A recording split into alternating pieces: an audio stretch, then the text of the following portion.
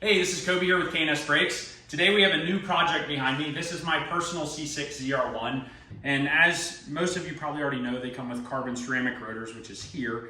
And those also come on the C7 Z06, which is the Z07 package for those cars, and then the C7 ZR1 as well.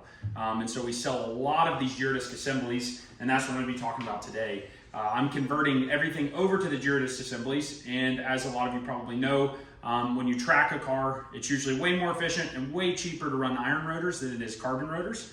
So I'm going to be making that conversion, and I just wanted to show you guys a few differences between the two.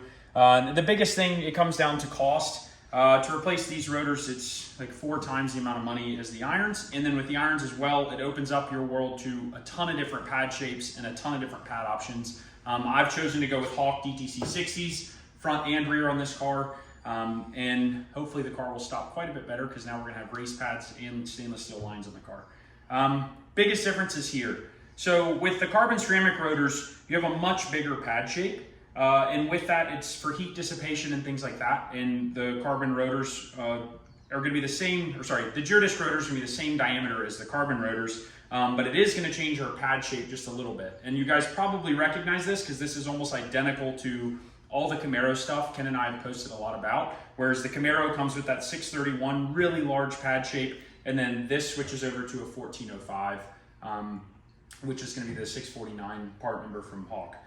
So as you see here, the swept area is much larger on these carbon ceramic pads, and again, that's for heat dissipation. And then you see here, the pad is almost the same size, or it is the same size from a top to bottom standpoint and everything else, but you're getting rid of this swept area here.